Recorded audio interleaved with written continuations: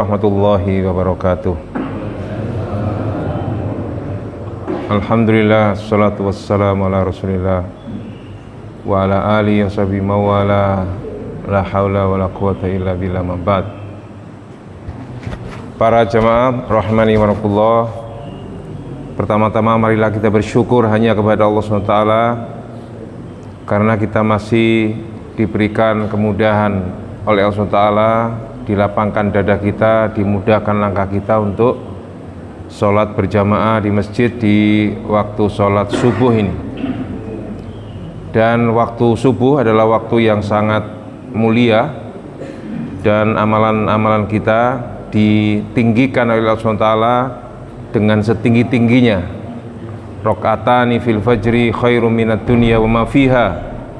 2 rakaat sholat fajar, sholat 2 rakaat sebelum subuh, itu oleh Allah SWT dikatakan khairum minad dunya ma fiha, lebih baik daripada dunia dan seisinya. Ini adalah salah satu di antara motivasi kita untuk melakukan sholat sunnah sebelum subuh. Itu baru sunnahnya, itu belum sholat subuhnya. Oleh karena itu, pahala yang kita dapatkan apabila dirupakan dalam bentuk dunia pasti tidak cukup. Ini salah satu di antara kemuliaan kita menjadi seorang muslim. Tema kita pada pagi hari ini, saya diberikan tugas untuk menyampaikan bagaimana penyesalan di akhirat nanti. Saya tidak membahas yang menakutkan, saya ingin membahas yang menyenangkan saja. Penyesalan bagi orang-orang yang sudah masuk ke dalam surga. Saya tidak membahas penyesalan di neraka ya, kalau di neraka menakutkan nanti. Nah, penyesalan manusia ketika masuk ke dalam surga. Salah satu di antara ayat Allah SWT ditegaskan, wa anzirhum yaumal hasrati idh qudiyal am. Manusia nanti oleh Nabi kita disuruh ingatkan, Nabi itu, wa anzirhum yaumal hasrati idh qudiyal amru. Ingatkan Muhammad kepada manusia itu, ingatkan akan adanya hari ketika hari itu menjadi penyesalan bagi manusia. Ketika pada saat itu urusan sudah diputuskan, perkara sudah diputuskan, sudah diselesaikan. Wahum fi ghaflatin wahum la yu'minun. Sementara mereka tidak beriman terhadap hari itu. Nabi menggambarkan pada hari itu Allah SWT menghadirkan seekor kambing, seekor domba, dihadirkan. Seluruh calon penghuni surga dan seluruh penghuni neraka sudah menyaksikan, disuruh menyaksikan, kata Nabi. Jadi sudah ada tempatnya, si fulan masuk surga, si fulan masuk neraka. Itu kemudian didatangkan satu ekor domba, dan kemudian domba itu namanya kematian. Digambarkan domba itu namanya kematian. Maka kemudian oleh Allah SWT domba itu disembelih. Kalau disembelih berarti mati. Berarti kematian itu nanti sudah tidak ada lagi, sudah selesai. Maka setelah domba itu disembelih, kemudian diumumkan kepada manusia bahwa pada hari ini kematian sudah tidak ada lagi. Artinya manusia yang ditetapkan oleh Allah SWT masuk surga seluruhnya mengalami kenikmatan selama-lamanya, dan manusia yang masuk ke dalam neraka menikmati penyesalan selama-lamanya. Jadi dua pihak ini sama-sama menikmati, cuman satunya menikmati kebahagiaan, yang satu menikmati kesengsaraan. Kita tinggal pilih, kira-kira mana pilihan kita, masuk kelompok yang disengsarakan atau dibahagiakan. Maka kemudian saya ingin membahas yang golongan kanan saja, kelompok orang-orang yang mengalami kebahagiaan. Nah, kelompok kebahagiaan ini oleh Allah SWT dikatakan pesannya Nabi ini. Nabi disuruh mengatakan kepada kaumnya, Qul Muhammad katakan, innama ana basyarum mithlukum yuha ilayya. Wahai Muhammad, katakan kepada mereka bahwa sesungguhnya aku ini manusia biasa, cuman aku ini diberikan wahyu oleh Allah SWT. Sama, Nabi itu juga mengalami problem. Nabi itu juga lapar, ya makan. Nabi itu haus, ya minum. Nabi itu melihat perempuan senang, ya menikah. Nabi itu sholat, ya tidur. Dari semuanya itu dilakukan oleh Nabi. Makanya ada kisah 3 pemuda yang datang kepada Nabi tapi gak ketemu. Kemudian dia hanya ketemu Aisyah. Kemudian dia ingin tahu ceritanya, bagaimana Nabi itu ibadahnya. Diceritakan oleh Aisyah, begini Nabi itu kalau ibadah. Maka 3 pemuda tadi melihat ceritanya Aisyah itu, langsung di antara mereka mengatakan, satu mereka mengatakan, kalau gitu Nabi orangnya mulia sekali, Nabi itu manusia yang istimewa, maka saya nggak ada apa-apanya, maka saya kepingin saya akan berpuasa selama-lamanya, ya, sehari terus saya puasa, nggak pernah putus saya. Dia putuskan begitu. Kemudian yang kedua, dia mengatakan bahwa aku akan sholat malam selama-lamanya dan nggak pernah tidur saya kalau malam. Jadi mulai malam sampai pagi nggak pernah tidur, saya akan sholat terus. Dan yang ketiga, dia mengatakan saya tidak akan menikah selama-lamanya, karena menikah itu mengganggu saya kalau ibadah kepada Allah SWT. Maka 3-tiganya ini disampaikan oleh Aisyah kepada Nabi. Maka besoknya Nabi langsung menyampaikan tentang 3 orang ini. Nabi mengatakan, wahai kaumku, aku ini diutus oleh Allah SWT untuk menyampaikan wahyu, dan aku mendengar kemarin ada 3 orang pemuda yang datang dan dia mengatakan ini dan ini. Maka Nabi mengatakan bahwa aku ini adalah orang yang paling takut kepada Allah SWT, tetapi aku juga puasa dan aku juga berbuka. Dan puasa terbaik adalah puasanya Nabi Daud. Nabi Daud itu puasanya sehari puasa, sehari tidak. Itu sudah paling top, ya. Jadi Bapak-bapak kalau ingin puasa terbaik, ya ambil puasanya Nabi Daud, sehari puasa, sehari enggak, sehari puasa, sehari tidak. Itu sudah puasa yang paling top, sudah terbaik di antara puasa-puasa yang lain. Dan yang kedua, Nabi mengatakan, aku ini adalah orang yang paling takut, dan aku ini sholat malam dan tidur. Jadi Nabi Muhammad SAW itu sholat tidur, ya tidur ya sholat, artinya nggak sholat terus. Kalau malam itu beliau juga tidur, bahkan menjelang subuh itu Nabi tiduran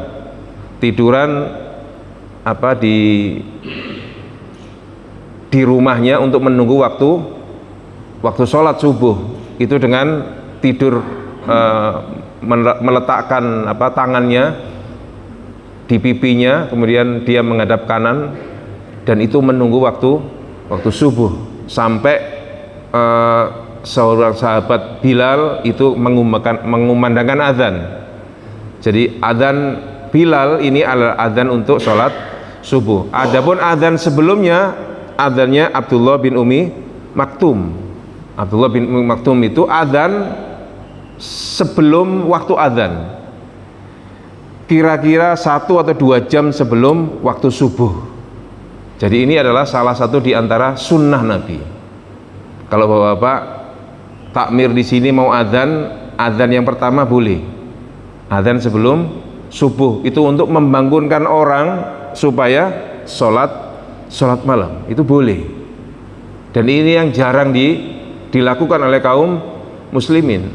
Bahkan di antara kaum muslim justru nyetel kaset. Iya kan, nyetel kaset murotal. Itu ada itu di salah satu desa di Pacet di Mojokerto itu. Kalau sudah jam 3 itu mesti murotal.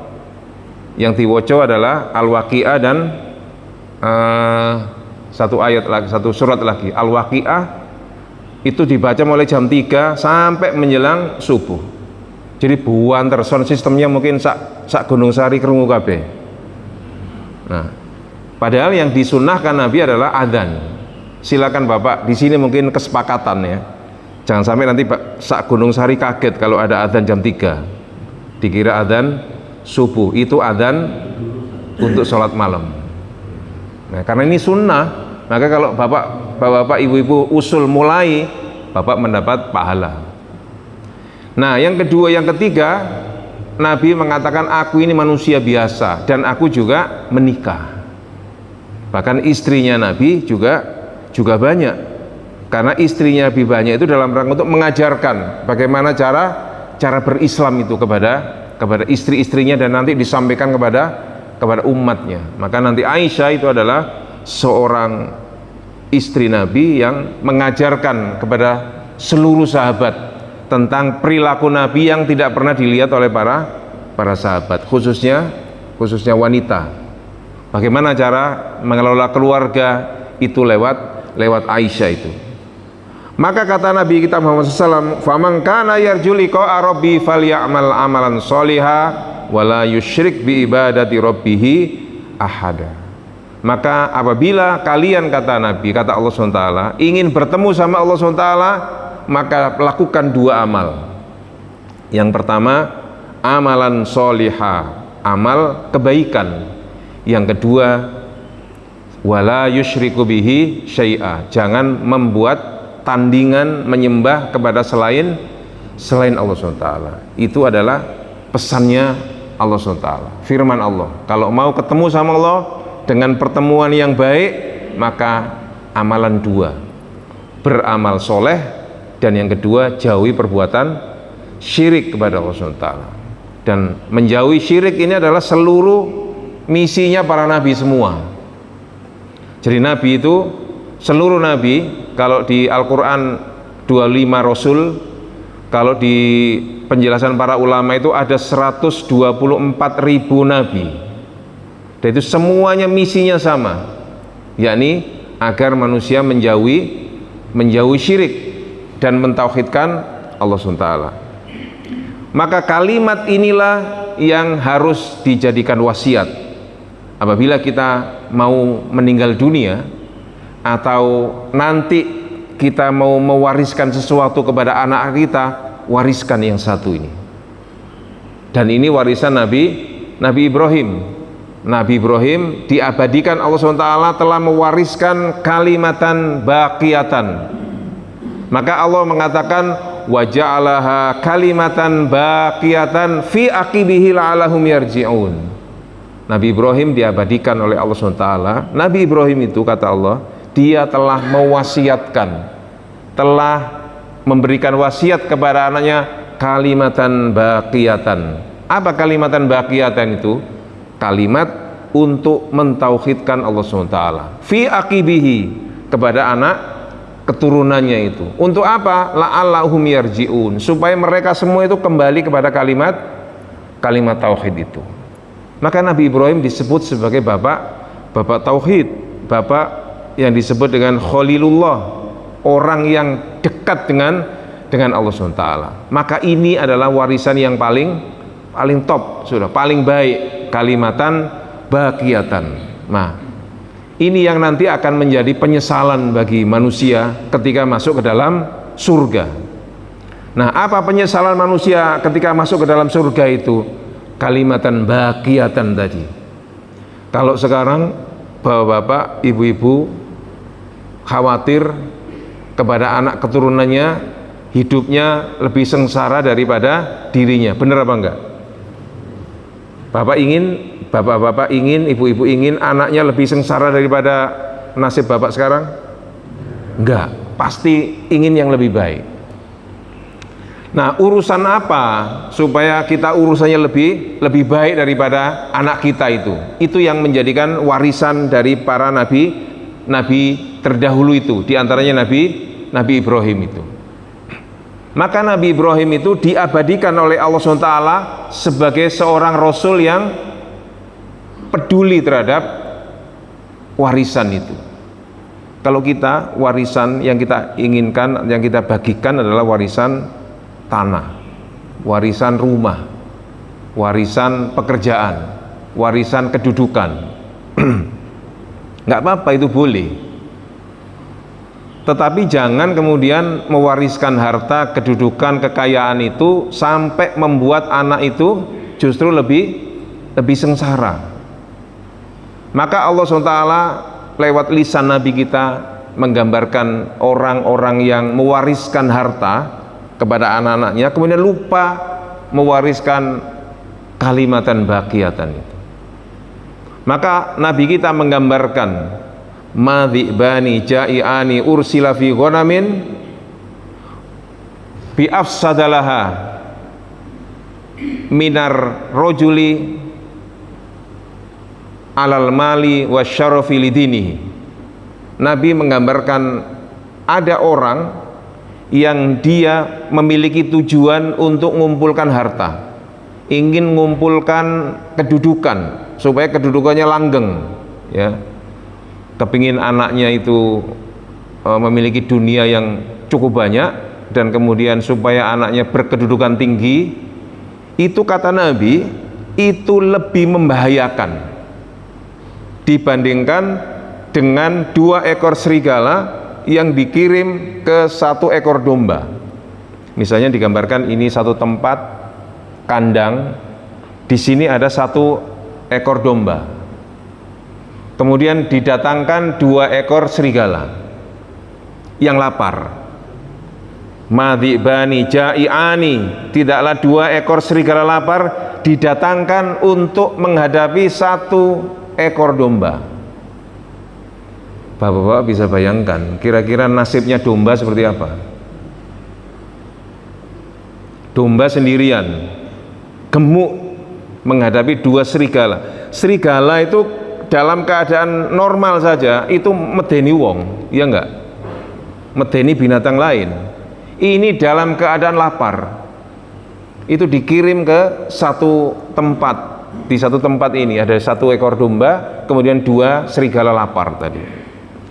Maka kita bisa memastikan bahwa domba tadi pasti ludes, pasti dimakan habis, kerjasama itu, ya sama-sama lapar.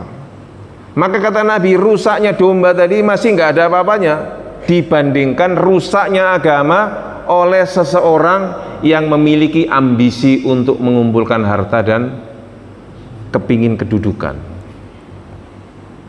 Gambarannya begini, kalau ada orang ingin mewariskan supaya anaknya kaya raya, supaya anaknya berkedudukan, kita sudah punya contohnya baru-baru ini.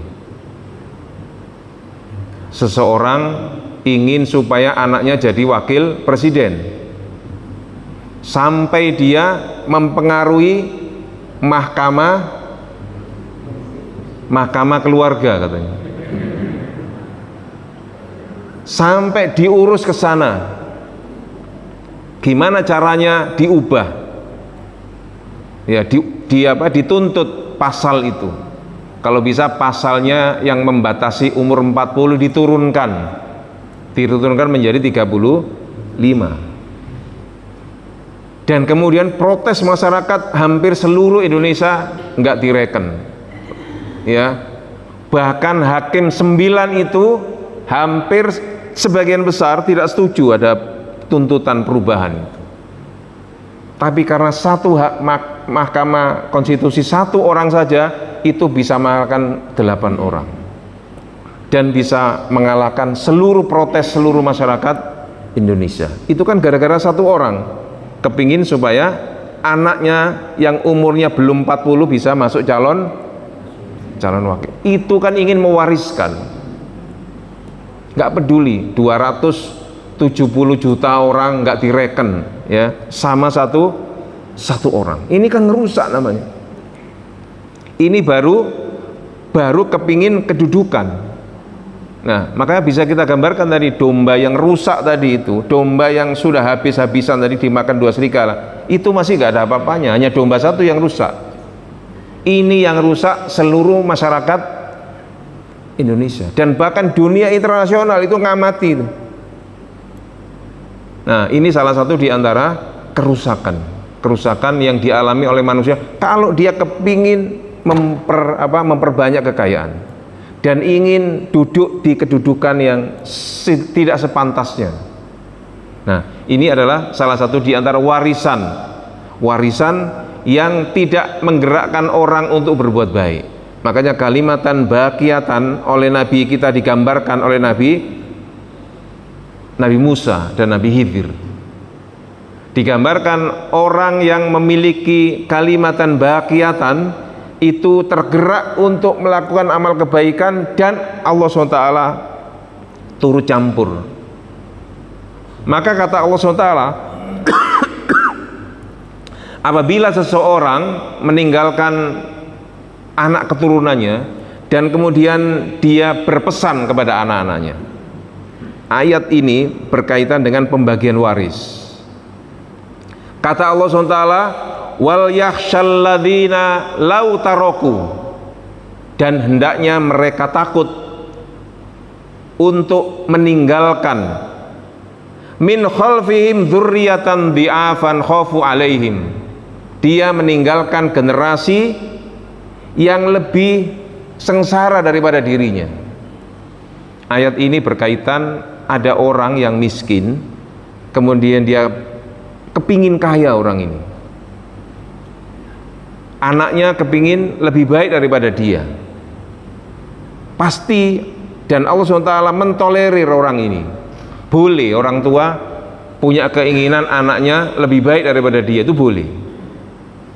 Boleh orang tua khawatir kalau anaknya nasibnya lebih buruk daripada dia, itu dia khawatir, itu wajar, manusia. Dan Allah SWT memberikan jalan keluar. Kalau ada orang miskin kemudian dia khawatir hidup anaknya lebih buruk daripada dia, itu Allah SWT memberikan jalan keluar. Apa jalan keluarnya? falyattaqullaha wal yaqulu qaulan sadida.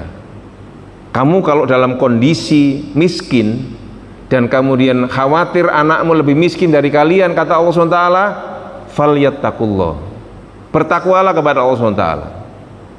Yang kedua, falyaqulu qaulan sadida, dan hendaknya kalian berkata jujur, berkata benar, jangan berkata bohong, jangan sering bohong, kata Allah SWT. Nah, ini adalah salah satu di antara pesan, ya, bahwa orang miskin pasti memiliki cita-cita anaknya nggak boleh lebih miskin daripada dia. Maka dia oleh Allah SWT disuruh bertakwa dan berkata jujur. Contoh di masjid ini paling gampang. Generasi sekarang ini, termasuk mahasiswa sekarang, itu di mana-mana. Kalau disuruh tinggal di masjid atau tinggal di rumah kos, itu kira-kira milih mana anak sekarang? Milih di kos. Padahal kos-kosan bayar. Kenapa kok milih kos? Kok tidak milih masjid? Bebas. Kepingin bebas anak sekarang. Saya tadi lewat mau masuk Ayam Muruk itu, saya lihat anak-anak muda Pak, seger-seger, kokoh-kokoh itu, nggak sepeda motor, breng-brengan, buanter, dan itu jalannya melawan arus Pak, buanter-banter melawan arus, nom-noman, goncengan luru, ada yang goncengan telu, nggak lanang nggak wedok campur. Itu mereka nggak peduli keselamatan orang. Jadi kita ini yang jalur yang benar ini malah takut, mereka jalur yang salah malah kendel. Nah, ini anak-anak muda, dan ini dialami oleh banyak takmir masjid. Banyak anak-anak muda yang sebetulnya dibutuhkan di masjid, ya. Padahal di masjid tugasnya apa? Adzan, iqomah, kalau perlu bersih-bersih masjid. Nah, ini kalau anak muda ini orientasinya dunia, rugi Pak. Lapo ngurusi masjid, adzan ping 5, qomat ping 5, karena jadi imam, jamaah sepi, terus kesel ngepel-ngepel ngurusi masjid. Itu kalau orientasinya dunia. Tapi kalau orientasi akhirat, untungnya banyak dia.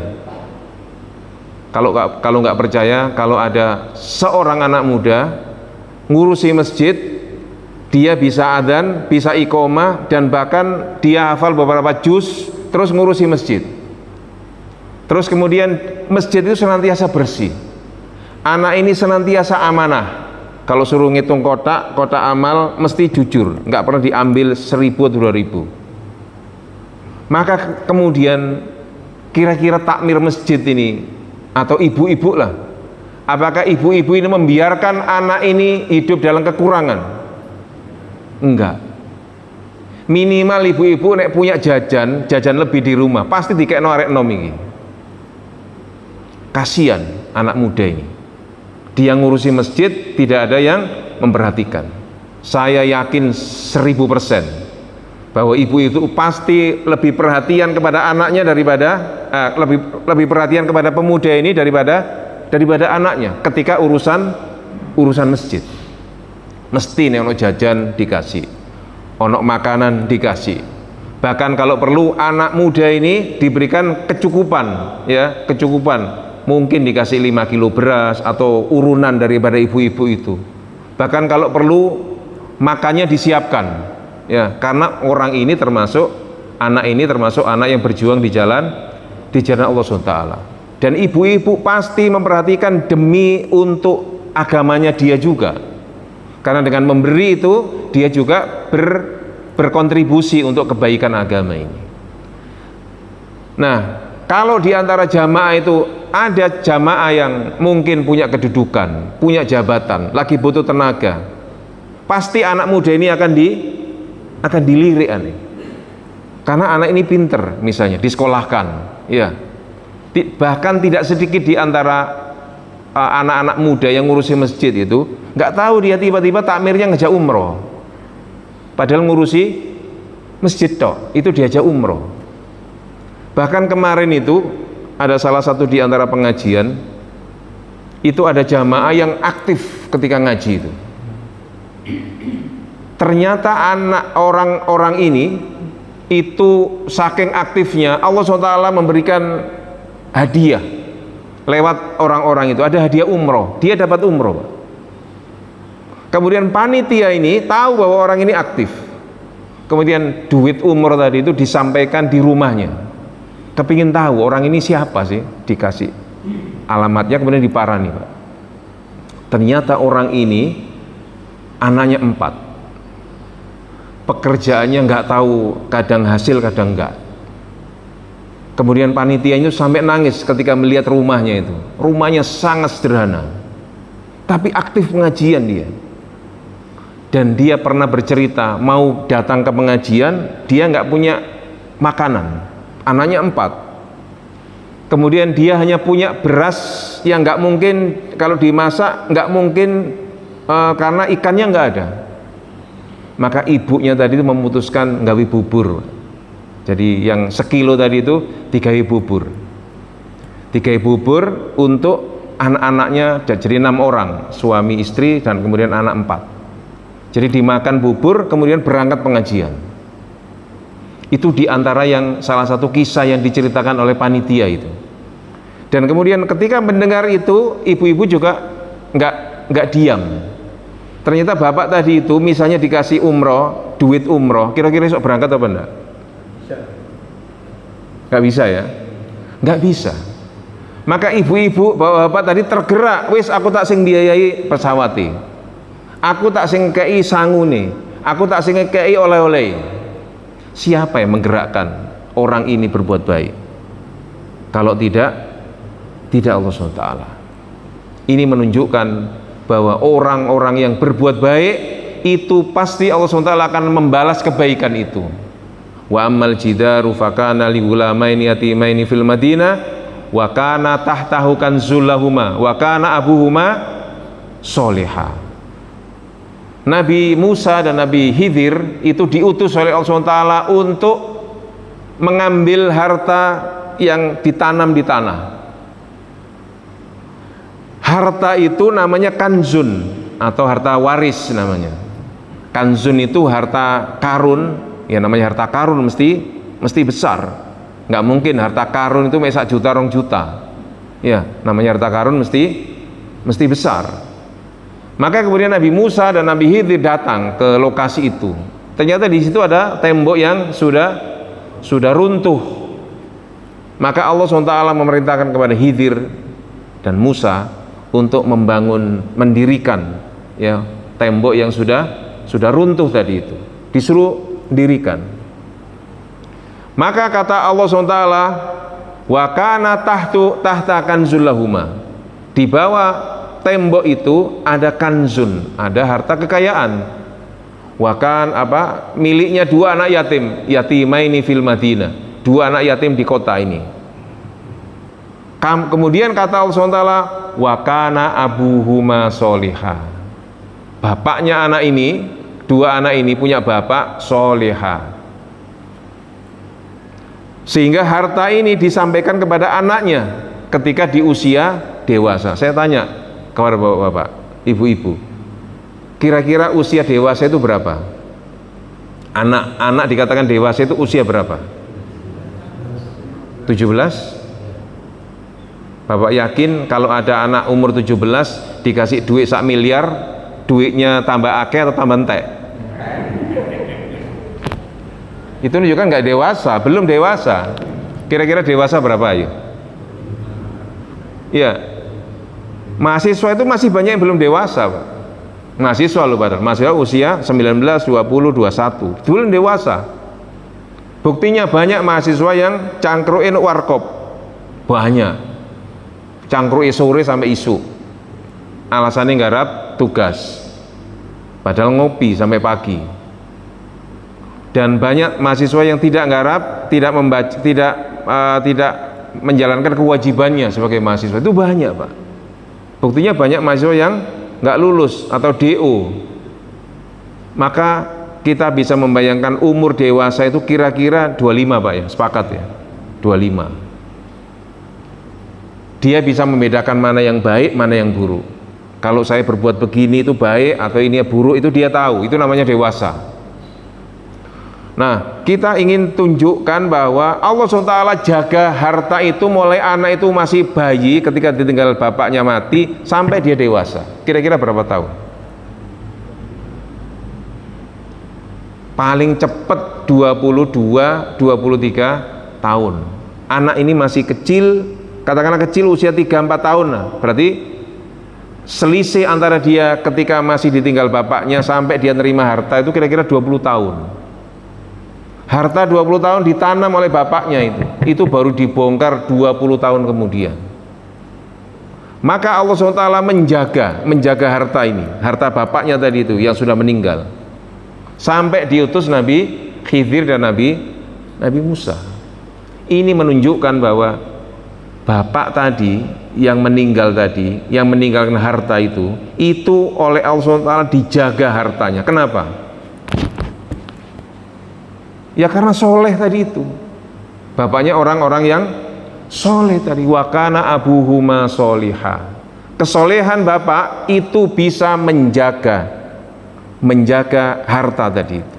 Jaminan Allah SWT akan cawe-cawe urusan orang yang berbuat baik. Dan Allah SWT akan membiarkan, tidak ngereken apabila orang itu berbuat buruk.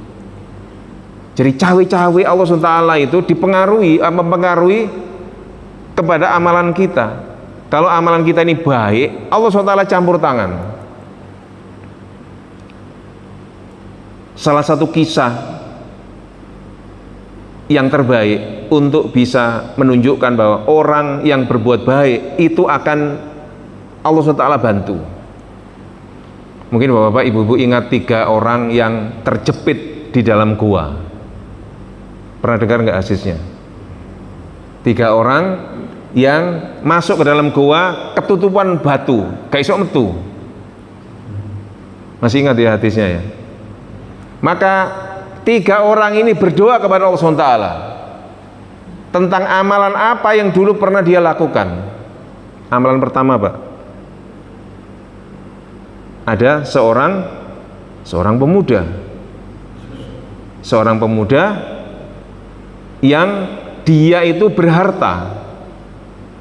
Kemudian datang seorang wanita cantik, kemudian utang kemudian diberi sama dia. Oh, dia orang kaya, kasih. Maka setelah pada hari hanya itu pemuda tadi datang nagih utang. Maka wanita tadi itu nggak bisa bayar dia. Maka kemudian wanita itu mengatakan, aku nggak punya apa-apa. Aku hanya seorang yang miskin. Kamu kalau mau nagih utang saya silahkan. Ayo masuk kamarku, tiduri aku, itu bagian dari pelunasan utang saya. Kira-kira nek pemuda saiki sugih ngekei utang areke wedoke ayu, kemudian wis tak sahur ambek turu suwengi, kira-kira milih sing ndi? Pemuda tadi melayani, masuk ke dalam kamar, mau bersetubuh sebagaimana suami istri padahal belum nikah. Maka perempuan tadi ngomong waliyatakullah, bertakwalah kepada Allah, takutlah, langsung diangkat, nggak jadi. Laki-laki tadi nggak jadi, kemudian keluar, sudah utangmu tak bebaskan, saya keluar, nggak jadi zina. Maka pemuda tadi yang di mana, di gua tadi itu menyatakan bahwa ya Allah, apabila amalku tadi itu memang amal-amal yang soleh, amal yang baik dan ikhlas, bukakan batu itu. Maka Allah SWT menggeser batu itu, set, kelihatan batunya bergeser. Itu gara-gara amalan baik. Ketika dia angkat tangan, Allah SWT menggerakkan batu itu. Kemudian amal yang kedua, dari orang yang berbeda. Amal apa? Ada seorang bapak atau seorang anak, dia itu kalau datang kepada ibunya itu membawa makanan, dan dia tidak mau makan kalau nggak ibunya dulu yang makan. Maka dia pada saat itu suatu malam dia datang bawa susu diperuntukkan untuk ibunya. Maka kemudian dia mendapati ibunya sudah tidur. Maka susu tadi ditaruh di sampingnya ibu, di mejanya itu. Ditunggu sama dia sampai tengah malam. Bahkan jelang pagi ibunya bangun. Ketika ibunya terbangun, dia melihat anaknya tidur di sebelahnya itu untuk nunggu ibunya tadi. Maka kemudian dikatakan saya, "Woi, kamu kok tidur di sini? Kamu kok duduk nggak tidur? Apa? Kok nggak tidur di tempatmu aja?" "Iya, saya bawa minum susu minuman ini untuk ibu." "Loh, kamu kok nggak minum?" "Enggak, saya ingin ibu dulu yang minum baru saya." Maka pemuda, seorang laki-laki tadi berdoa kepada Allah, apabila amalku ini amal yang baik, amal yang ikhlas, tolong bukakan batu ini. Maka Allah SWT menggerakkan batu itu, dibuka sedikit. Tapi nggak cukup, masih belum bisa keluar karena baru dua. Yang ketiga amalan apa? Yang tadi memberi susu, kemudian seorang pemuda yang nggak jadi, yang nggak jadi berzina. Yang ketiga, amanah. Ada orang ini juragan, kira-kira begitu. Juragan, kemudian dia bagian bayari buruh, dibayari semua buruh itu. Pas gajian dikasih duit satu, semuanya selesai kecuali satu amplop tok. Satu amplop nggak ada orangnya ini. Orangnya lagi keluar. Ternyata orangnya ini menghilang. Maka duitnya tadi, bayaran tadi itu dibelikan kambing, domba. Mungkin kira-kira ini bayarannya UMR-nya berapa? 3 juta ya, 3,5 ya. Nah, kira-kira UMR 3,5 juta, diberikan kambing satu. Kambing satu. Setahun nggak datang, kambingnya mana lagi? Tambah 2, tambah 3, tambah 4, terus sampai satu bukit itu kambing semua. Hasil dari satu amplop tadi itu. Maka kemudian orangnya puluhan tahun kemudian datang. Dia ingat dulu saya punya gaji, belum saya ambil. Maka dia datang kepada seseorang tadi itu, sing bagian bayari tadi. Ketika disampaikan, saya dulu pernah bekerja di sini. Saya dulu pernah nggak ambil gaji sekali. Tolong gaji saya Anda berikan kepada saya. Maka orang tadi yang sudah membelikan kambing tadi, domba tadi, itu sudah sak bukit. Itu dia mengatakan hartamu itu loh. Sak bukit itu hartamu semua itu. Dia merasa dilecehkan. Masa gaji sak amplop 3,5 juta kok jadi sak bukit itu? Gimana ceritanya? Iya, ceritanya dulu gajimu, amplopmu itu tak berikan satu domba, dan domba itu kamu lama nggak datang, puluhan tahun. Sekarang kamu datang, itu sudah milikmu semua. Kira-kira ono Gunung Sari ono wong kaya ngono iku? Ada kira-kira? Misalnya diambilkan satu kambing, ini loh duitmu tak rupakan kambing, atau dikasih 2 lah kata-kira. Kira-kira wong tadi seneng apa enggak? Seneng pisan. Nah ini sak bukit ratusan domba. Maka kemudian dia mengatakan itu hakmu, sudah ambil semua, itu karena hakmu itu. Ini amanahku. Maka kemudian dia angkat tangan ketika di dalam gua itu. Ya Allah, kalau memang amalku ini amal baik, ikhlas kepada kamu ya Allah SWT, tolong bukakan batu ini. Maka Allah SWT menggeser batu itu. Akhirnya begitu terbuka, 3 orang ini bisa keluar semua. Ini adalah karena amal baik.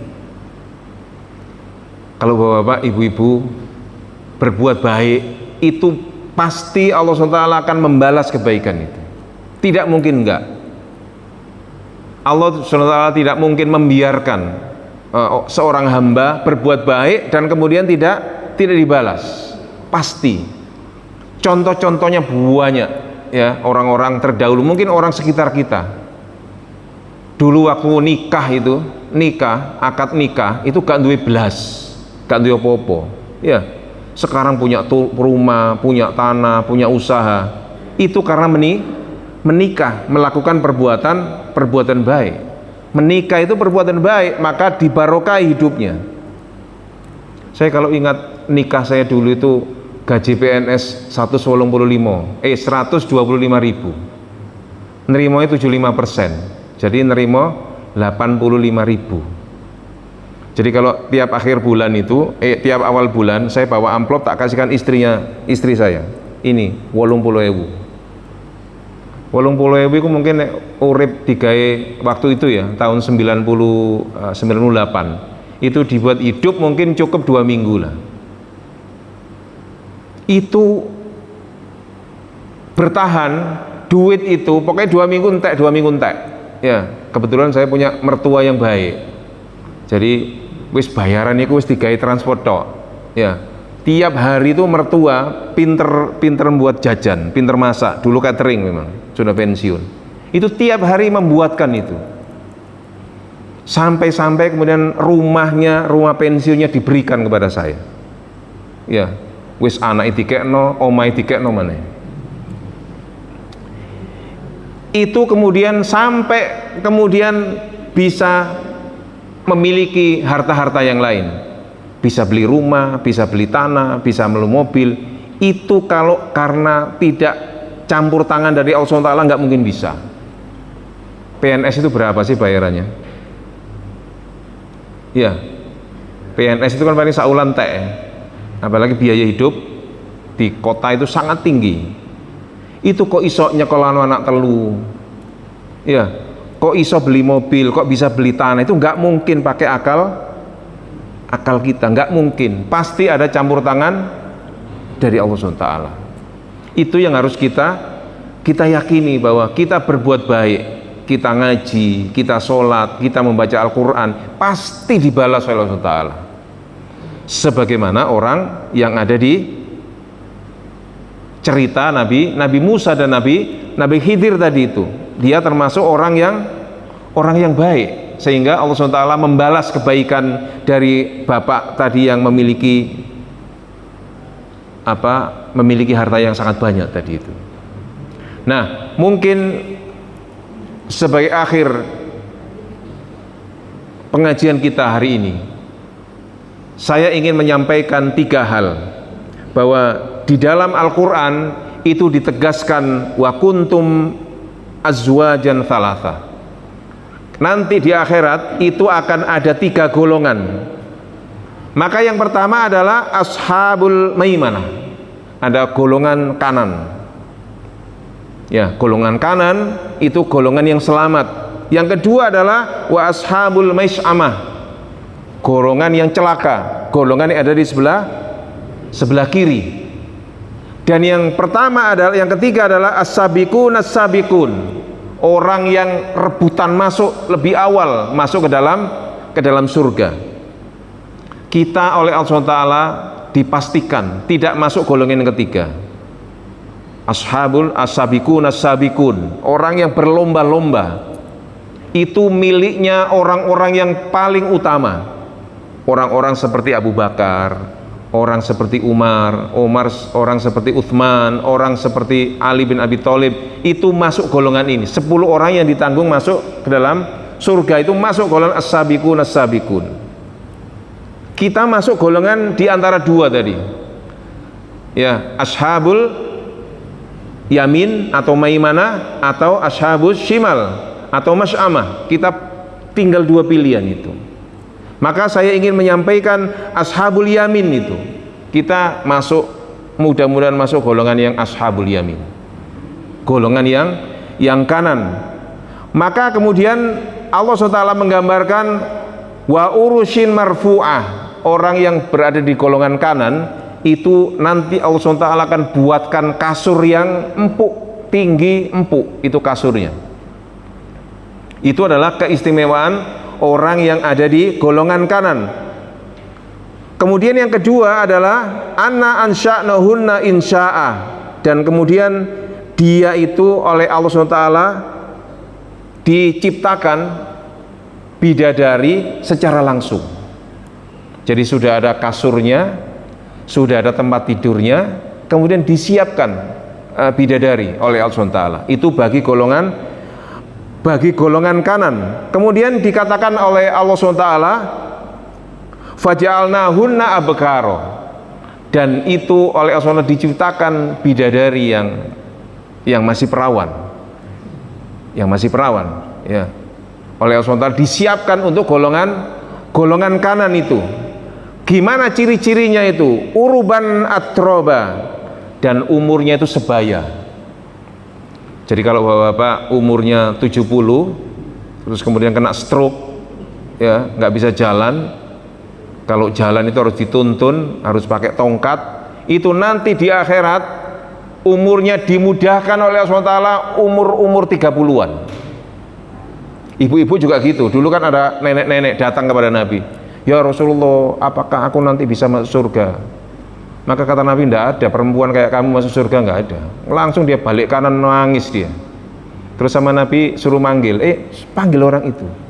Maksud saya itu nanti di akhirat nggak ada orang tua renta kayak kamu, nggak ada. Semuanya dimudahkan.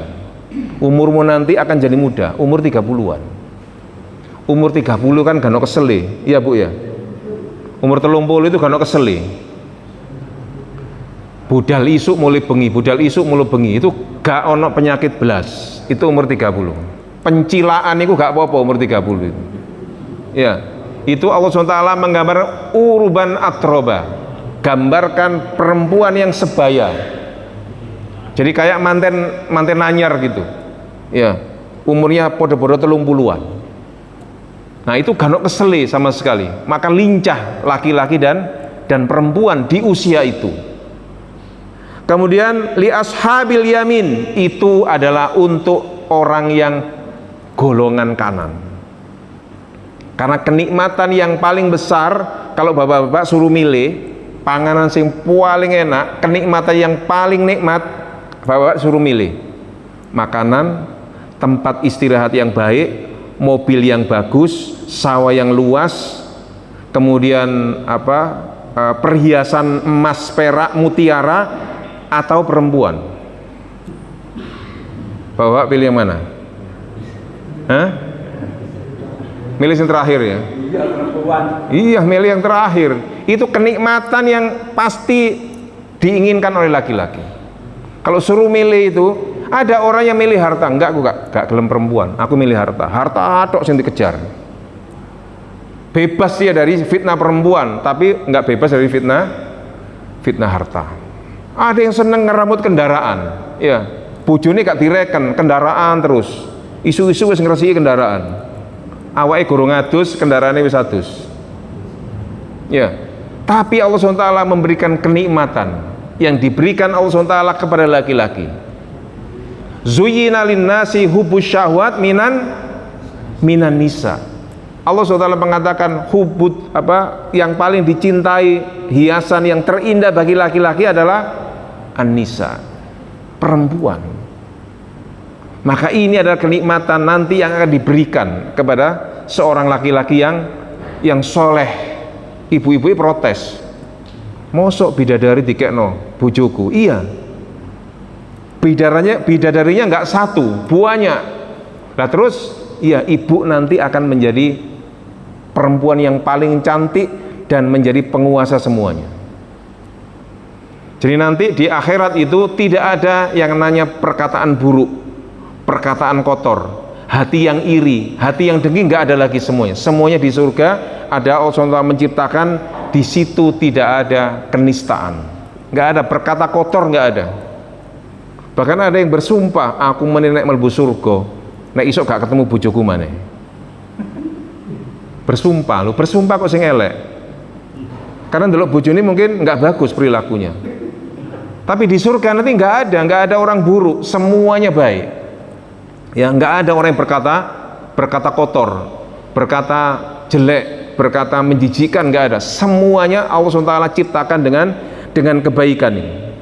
Maka di sini Allah SWT wasabiqun as-sabiqun ulaikal muqarrabun fi jannatin na'im. Maka itulah orang yang dahulu dia masuk ke dalam surga dan dia mendapatkan kenikmatan yang sangat banyak. Maka kemudian kata Allah SWT, ala sururin mardunah wa yatufu alaihim wildanun mukhalladun, dan dia nanti dilayani oleh anak-anak muda di surga itu. Jadi pelayan kita nanti insya Allah kalau kita dimasukkan Allah surga, amin, kita akan dilayani oleh anak-anak yang muda melayani buanter, dan semuanya melayani untuk kita. Ini adalah salah satu di antara keistimewaan orang yang masuk ke dalam surga itu.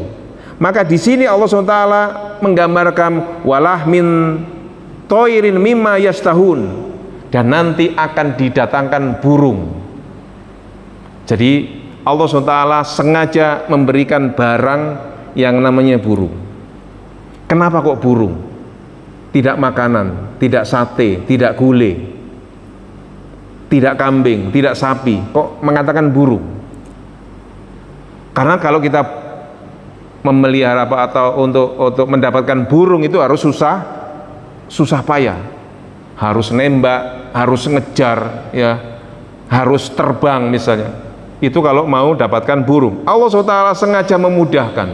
Ketika di surga nanti burung itu didatangkan. Jadi kita nggak pakai usaha di akhirat nanti, di mana? Di surga itu. Kita lihat burung kepingin apa? Oh, sate kuda, langsung sate burung merpati, langsung muncul sate di depan kita. Langsung muncul burung kenari, langsung muncul di depan kita. Jadi oleh Allah SWT orang yang ada di surga itu diberikan pembalasan yang luar biasa.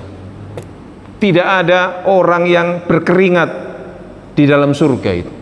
Semuanya oleh Allah SWT diberikan keistimewaan. karena dia ketika di dunia telah melakukan amalan-amalan perbuatan yang baik, sehingga Allah SWT membalas dengan surga tadi. Ini adalah salah satu di antara keistimewaan. Maka kata Nabi, orang yang berada di surga, di tempat surga yang paling tinggi, itu bisa mengunjungi penduduk surga yang ada di bawah. Sebaliknya, orang yang ada di bawah itu nggak bisa mengunjungi yang di atas. Itu keistimewaan. Jadi kalau Nabi kita Muhammad SAW itu berada di tingkat yang tertinggi, maka Nabi kita bisa mengunjungi kita nanti. Tapi kita nggak iso naik, ya. Itulah yang saya maksud dengan penyesalan. Penyesalan orang yang ada di surga menyesal. Kenapa dulu saya tidak berbuat maksimal ketika di surga? Kenapa dulu saya nggak sholat malam? Padahal bengi jam loro mesti tangi. Ngoyodok mari ngono turu maneh. Itu menyesal dia. Waduh, kenapa sholat saya nggak sholat belas, saya sholat malam itu. Begitu juga yang punya duit banyak, punya harta banyak, punya tanah banyak, nggak diapa-apakan. Bahwa kalau jalan di mana, di Suramadu, itu kanan kiri kan banyak tanah kosong. Itu miliknya Fuad Amin Imron, Bupati Bangkalan. Itu kalau mau di total apa itu sertifikatnya, itu mungkin sak lemari, Pak. Padahal di situ kan nggak ada masjid sama sekali kan, kecuali ada satu orang yang bangun masjid namanya Al-Madinah, kanan dan kiri. Itu amalnya orang-orang soleh itu. Maka di masjid itu disediakan tempat yang enak, tempat yang nyaman, parkir yang luas. Itu justru orang luar. Sementara orang yang memiliki tanah yang luas di kanan kiri itu tidak sempat untuk berbuat maksimal. Nah ini nanti yang dia akan mengalami penyesalan. Kenapa dulu saya tidak memberikan sesuatu yang terbaik untuk umat Islam? Dan ini adalah penyesalan-penyesalan yang positif. Ya. Kita bisa masuk surga itu sudah luar biasa. Mungkin orang mengatakan, wis aku surga masih paling nisor gak popo. Yang penting mlebu surga, ya. Nah, tapi bagi kita umat Islam, kita disuruh berdoa. Ya, kita berdoa, disuruh berdoa Firdaus A'la, di tempat yang tertinggi. Itu doanya disampaikan oleh Nabi. Kita disuruh doa dimasukkan ke dalam surga yang tertinggi, Firdaus namanya. Makanya amalan-amalan yang mulia bisa kita narasikan sekarang ini. Kenapa Allah SWT tidak membalas kebaikan langsung kepada kita ketika di dunia? Karena nggak cukup. Kayak saya gambarkan tadi, sholat 2 rakaat sebelum subuh, dunia seisinya, Pak. Itu sekali sehari itu. Lah kalau kali 10 tahun nggak cukup dunia ini. Kalau direkeningkan banknya nggak cukup. Ya, dunia seisinya itu kira-kira dihitung berapa? Nggak bisa dihitung, Pak. Pak Mahfud MD aja pernah ngitung, ya dulu ketika masih lurus itu, dia mengatakan bahwa Indonesia ini kalau hartanya dikelola dengan baik, itu yang di daerah mana, daerah Sulawesi itu kalau diangkat kemudian untuk kesejahteraan rakyat, itu rakyat kita itu dapat 20 juta per jiwa per bulan. Kira-kira Bapak dapat 20 juta per bulan, kira-kira sobondi. Kira-kira kita sobondi, Pak, nek oleh 20 juta per bulan dari negara. Ya, isa keluarga ono 6, ya berarti oleh 120 juta per bulan. Makanya negara kita ini sebenarnya negara yang sangat makmur, ya. Cuman dikelola oleh para bandit, sehingga harta itu tidak sampai kepada kita. Belanda aja menguras kekayaan kita itu sampai 350 tahun, gante-ente, Pak. Ya, dulu kayak Afrika kita ini. Afrika dulu kaya raya, diambil orang model Amerika itu sampai sekarang menjadi negara yang miskin, kering, hitam-hitam wonge. Itu dulu kayak Indonesia, orangnya banyak hutan, ya, banyak hijau-hijauan. Tapi sekarang menjadi negara yang kering kerontang karena dikeruk semua kekayaannya itu. Indonesia kalau dibiarkan ini kayak Afrika nanti akan habis karena dikeruk habis-habisan. IKN itu kan hutan keruk kabeh sampai menjadi negara untuk menjadi ibu kota. Itu adalah salah satu di antara manusia punya kekuasaan untuk mengeksploitasi. Tetapi bagi orang yang beriman, dia senantiasa berbuat kebaikan. Apa yang dilakukan ini baik atau buruk bagi dirinya.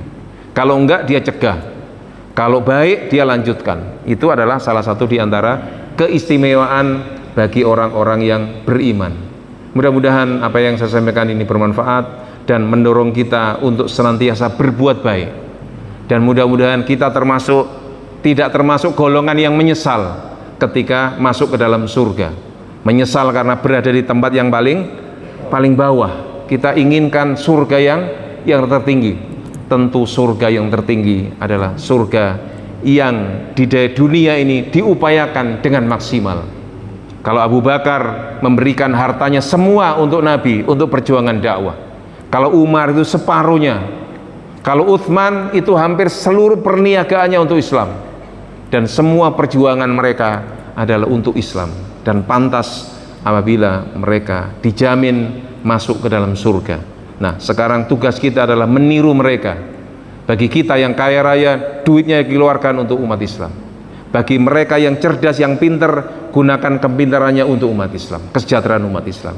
Dan bagi mereka yang masih kuat, masih punya tenaga, punya pikiran, bisa dimaksimalkan untuk kepentingan Islam, kepentingan masjid ini.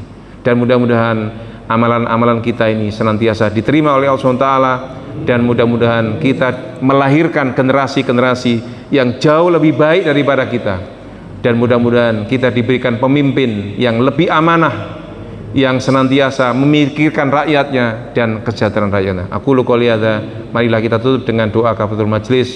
Subhanaka wa bihamdika asyhadu an la ilaha anta astaghfiruka wa atubu ilaik. Wassalamualaikum warahmatullahi wabarakatuh.